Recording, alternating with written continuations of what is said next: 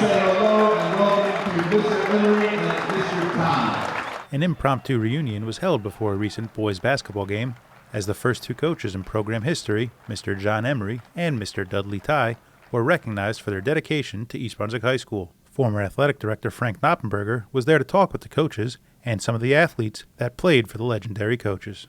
With me is one of the first coaches. He was a JV coach for 16 years and head coach for 5 years after that, Mr. Dudley Tighe. How has the game changed since 1962? Three-point shot. I feel the players are bigger, quicker, stronger, more skilled with their basketball techniques. Now, I remember your second year as head coach. We had a real good season, but what's your fondest memory, and that includes your 16 years as JV coach?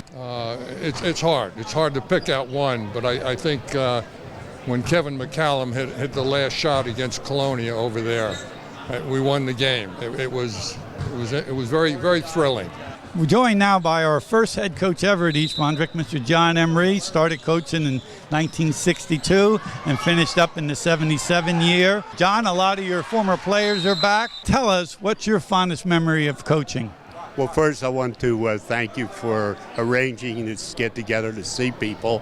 And it's really memorable to talk to people that have been here 50 years ago and more. So as far as my fondest memories, I think some of them go back to the early years, back in the 60s. The school was new, the teachers were new. It was just a wonderful time to be a part of the whole thing. Now, you and I have sat through many basketball games. What's the one biggest change you see in the boys basketball game? Two things that were not allowed back when I was coaching was dunking and the three-point play. And as everybody's aware, they've really changed the nature of the game. Kids love to dunk, they're big enough. And you watch any kid in their back driveway or whatever, they go out and they start throwing up threes because they watch the pros and the college. My brothers and I used to play with a lampshade in the basement with a tennis ball, and we had more fun. I mean, I can remember that like it just happened.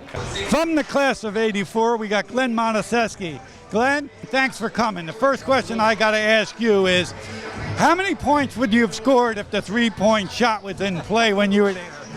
Well, certainly a few more a game. That's no question about that.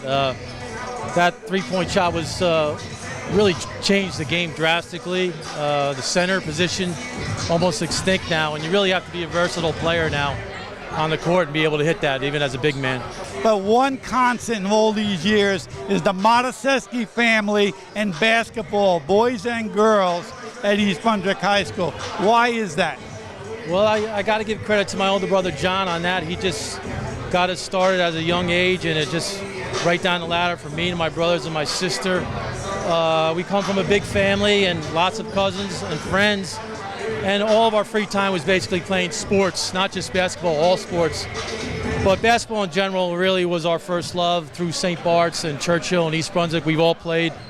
And we coached our kids now, and now they're playing. So it's really a pleasure to watch them out there. How many boys or girls are on the program right now? So we've got 4. John's got his 2 daughters, and I have my son and my daughter. Now I'm with Mr. Keith Lane, and we all know him, a longtime coach and teacher at East Brunswick, an outstanding player during his day for Mr. Tighe.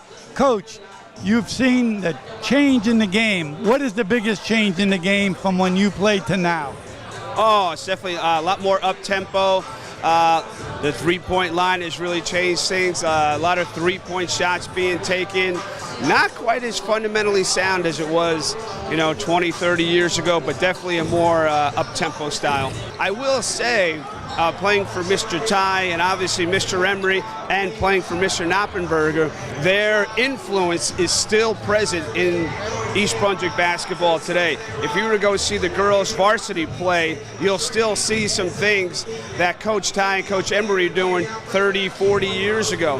Things like the walk-up, press offense, inbounds play. So their influence is really, really still around. And that's great to see because a lot of towns don't have that. And we were very fortunate to have that in East Brunswick. But not only were they, good coaches, they were excellent role models, good family guys, good fathers, good husbands, and that role model mentality has really transcended down and helped us tremendously. And like I said, a lot of towns don't have that.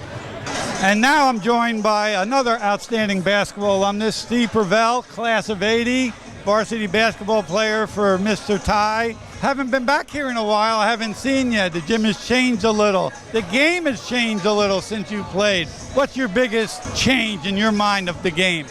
Biggest change in my mind of the game is the quickness.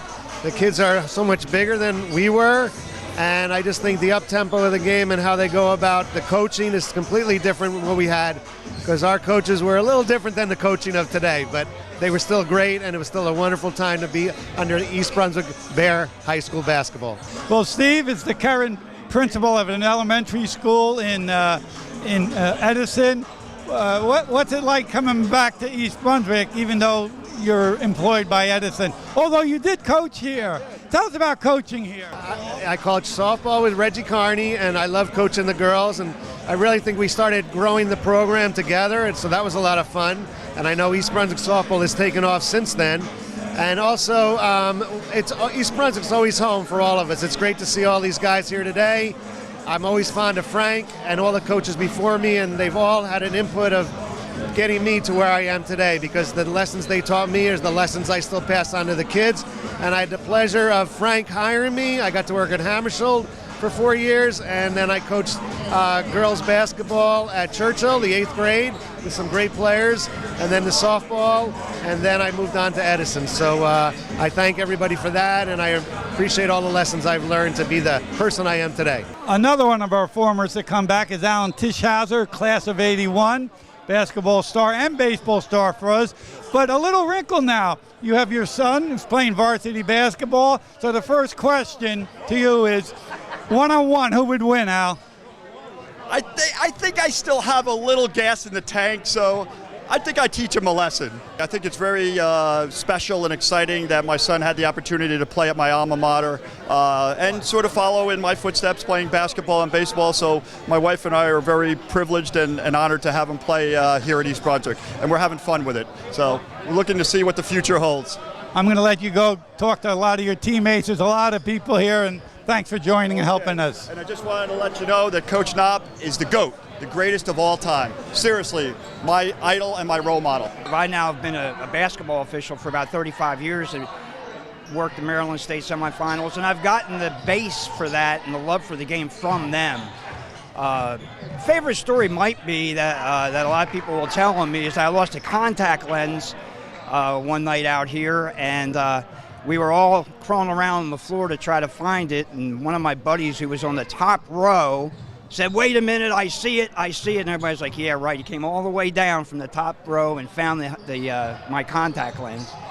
But a lot of fond memories of what they tell me, Jack, if you were around, if the three-point shot was around when you were playing, you would have been in the NBA. Is there any truth to that? No, that's grossly exaggerated, Frank. I don't think you think about East Brunswick athletics without these two extraordinary members. Even well after retirement, they come to games, they support our teams. They are just amazing human beings, and what a privilege to be here tonight to see them. I think it's outstanding to see people from East Brunswick come back and just show respect to their coaches that were here for so long. They get to tell old war stories, watch a game that's going on here, and really support the athletes that are here in East Brunswick. Just being an East Brunswick guy, I've heard so many great things about them. They were admirable people here that obviously people have come back to show their respect towards. So it's a great thing for them. I'm glad that they're here, and their legacy will always be remembered here.